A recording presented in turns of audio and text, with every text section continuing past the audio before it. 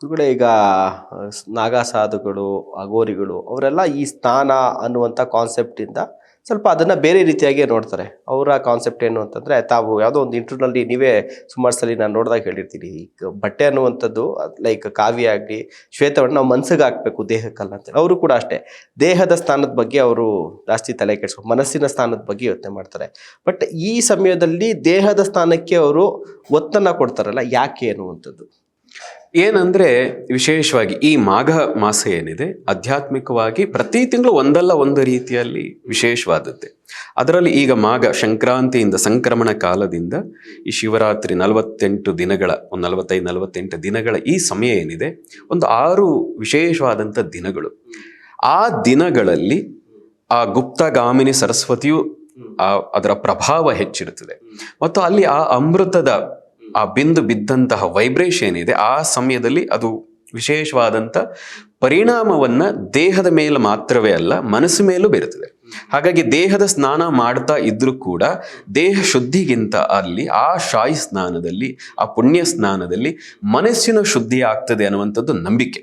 ಅದರಲ್ಲಿ ವಿಶೇಷವಾಗಿ ನೀವು ಕೇಳಿರ್ತೀರಿ, ಗಂಗೆ ಅನ್ನುವಂಥದ್ದಂತೂ ಬೇರೆ ಸಮಯದಲ್ಲಿ ಗಂಗಾ ಸ್ನಾನ ಮಾಡಿದ್ರೆ ನಮ್ಮ ಎಷ್ಟೋ ಪಾಪಗಳು ಕಳೆದು ಹೋಗ್ತದೆ ಅಂತ. ಅದರಲ್ಲೂ ವಿಶೇಷವಾಗಿ ತ್ರಿವೇಣಿ ಸಂಗಮ, ಈಗ ಪ್ರಯಾಗರಾಜದಲ್ಲಂತೂ ಗಂಗಾ, ಯಮುನಾ ಮತ್ತು ಗುಪ್ತಗಾಮಿನಿಯಾಗಿ ಹರಿತಾ ಇರುವಂಥ ಸರಸ್ವತಿ, ಈ 3ರ ತ್ರಿವೇಣಿ ಸಂಗಮದ ಸ್ಥಳದಲ್ಲಿ ಈ ವಿಶೇಷ ಸಂದರ್ಭದಲ್ಲಿ, ವಿಶೇಷ ದಿನಗಳಲ್ಲಿ, ಆ 6 ದಿನಗಳಲ್ಲಿ ಸ್ನಾನ ಮಾಡಿದರೆ ಮನಸ್ಸಿನ ಶುದ್ಧಿಯಾಗಿ, ಚಿತ್ತ ಶುದ್ಧಿಯಾಗಿ ನೀವು ಮೋಕ್ಷವನ್ನ ಪಡಿತೀರಿ. ನಿಮ್ಮ ಎಷ್ಟೋ ಕರ್ಮಗಳು ಅದು ಸುಟ್ಟು ಹೋಗ್ತದೆ, ನಾಶ ಆಗ್ತದೆ. ಆ ಗಂಗೆಯೇ ನಿಮ್ಮನ್ನ, ಆ 3 ನದಿಗಳು, ತ್ರಿವೇಣಿಗಳೇ ನೀವು ತೊಳೆದು ಹಾಕ್ಬಿಡ್ತಾರೆ ಅನ್ನುವಂಥ ನಂಬಿಕೆ.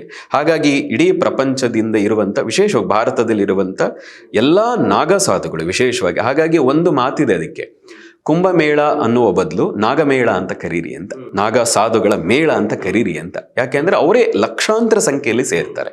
ನಾವು ಮೊದಲೇ ಹೇಳಿದ ಹಾಗೆ 13 ವಿಶೇಷವಾದ ಅಖಾಡಗಳಿದೆ. ಅದರಲ್ಲಿ ಮುಖ್ಯವಾಗಿ ಜೂನ ಅಖಾಡ ಅತ್ಯಂತ ಪ್ರಮುಖವಾದದ್ದು, 2ನೇದು ನಿರಂಜನಿ ಅಖಾಡ, ಇನ್ನು ಉಳಿದ ಹಾಗೆ ಬೇರೆ ಬೇರೆಯ ಸಣ್ಣ ಪುಟ್ಟ ಅಖಾಡಗಳು ಪ್ರಮುಖವಾದದ್ದು. ನೋಡಿ, ನಾಗಾ ಸಾಧುಗಳದ್ದು ಒಂದು ವಿಶೇಷ, ಮೊದಲಿಂದ ಇದ್ರು ಅಂತ ಹೇಳ್ತಾರೆ. ಆದರೆ ಆದಿಗುರು ಶಂಕರಾಚಾರ್ಯರು ಈ ಸನಾತನ ಧರ್ಮವನ್ನು ರಕ್ಷಣೆ ಮಾಡಬೇಕಾದ್ರೆ ಕೇವಲ ಮೂಗಿಡ್ಕೊಂಡು ಧ್ಯಾನ ಮಾಡ್ಕೊಂಡಿದ್ರೆ ಆಗಲ್ಲ. ಬರೀ ಶಾಸ್ತ್ರವನ್ನು ಓದ್ಕೊಂಡು ನೀನು ಅಧ್ಯಯನ ಮಾಡಿಕೊಂಡು 4 ಜನಕ್ಕೆ ಬೋಧನೆ ಮಾಡ್ಕೊಂಡಿದ್ರೆ ಆಗಲ್ಲ. ಈ ದೇಶದ ಮೇಲೆ ಆಕ್ರಮಣ ಆದಾಗ, ಈ ದೇಶದ ಸನಾತನ ಪರಂಪರೆಯ ಮೇಲೆ ಆಕ್ರಮಣ ಆದಾಗ ಅವರದನ್ನು ರಕ್ಷಣೆ ಮಾಡ್ಲಿಕ್ಕೆ ಯಾರಾದ್ರೂ ಬೇಕು. ಹಾಗಾಗಿ ಶಾಸ್ತ್ರ ಎಷ್ಟು ಗೊತ್ತೋ ಅದಕ್ಕಿಂತ ಹೆಚ್ಚಾಗಿ ತನ್ನನ್ನು ತಾನು ಬಿಟ್ಟು ಶಸ್ತ್ರವನ್ನ ಹಿಡಿದು ನಿಂತ್ಕೋಬೇಕು. ಹಾಗೆ ನಿಂತ್ಕೊಳ್ಳಿ ಅನ್ನೋ ಕಾರಣಕ್ಕೋಸ್ಕರವಾಗಿಯೇ ಆ ನಾಗಾ ಸಾಧುಗಳ ಅಖಾಡವನ್ನು ಶುರು ಮಾಡಿದ್ರು. ಹೇಗೆ ಇಡೀ ದೇಶದಲ್ಲಿ 4 ಮಠಗಳನ್ನು ಶುರು ಮಾಡಿದ್ರು, ಇದೆಲ್ಲದರ ರಕ್ಷಣೆ ಆಗಬೇಕು. ಈಗ ದಕ್ಷಿಣದಲ್ಲಿ ಶೃಂಗೇರಿ ಆಮ್ನಾಯ ಪೀಠ ಅಂತ ಕರೀತಾರೆ, ಹಾಗೆ ದ್ವಾರಕ ಇರ್ಬೋದು, ಪೂರಿ ಇರ್ಬೋದು, ಜ್ಯೋತಿರ್ಮಠ ಅಂತ ಇರಬಹುದು ಉತ್ತರಾಖಂಡದಲ್ಲಿ.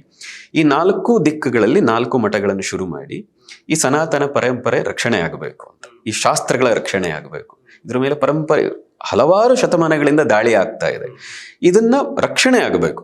ಇದನ್ನ ಶಾಸ್ತ್ರ ಬೋಧನೆ ಮಾಡ್ಕೊಂಡು ಕೂತ್ಕೊಂಡ್ರಾಗಲ್ಲ, ಅದರ ಜೊತೆಗೆ ಅದನ್ನು ರಕ್ಷಣೆ ಮಾಡುವಂತ ಒಂದು ಆರ್ಮಿ ಬೇಕು. ಹಾಗಾಗಿ ಸನಾತನ ಪರಂಪರೆಯ ಆರ್ಮಿ ಯಾರು ಅಂದ್ರೆ ನಾಗಸಾಧುಗಳು. ಹಾಗಾಗಿ ಅವರು ತುಂಬಾ ಅಗ್ರೆಸಿವ್ ಆಗಿರ್ತಾರೆ. ಹೀಗೆ ಅಗ್ರೆಸಿವ್ ಆಗಿರುವಂತ ನಾಗಸಾಧುಗಳೆಲ್ಲ ಆ ಕುಂಭಮೇಳದಲ್ಲಿ ಸಮ್ಮಿಳಿತರಾಗ್ತಾರೆ, ಒಟ್ಟಿಗೆ ಸೇರ್ತಾರೆ. ಎಲ್ಲರೂ ಕೂಡ ಸೇರಿ ಆಧ್ಯಾತ್ಮಿಕ ಅವರವರ ಚರ್ಚೆಗಳು, ಅವರ ಸಾಧನೆ, ಎಲ್ಲೆಲ್ಲಿ ನಾನು ಸಾಧನೆ ಏನು ಮಾಡಿದೆ ಇಷ್ಟು ವರ್ಷಗಳ ಕಾಲ, ಅವರವರ ವಿಚಾರ ವಿನಿಮಯಗಳನ್ನು ಮಾಡಿಕೊಳ್ಳುವಂಥ ಒಂದು ಆಧ್ಯಾತ್ಮಿಕ ಕೇಂದ್ರವಾಗಿ ಕೂಡ ಈ 4 ಜಾಗಗಳು ಆ ಸಮಯದಲ್ಲಿ ಪರಿಣಮಿಸ್ತವೆ.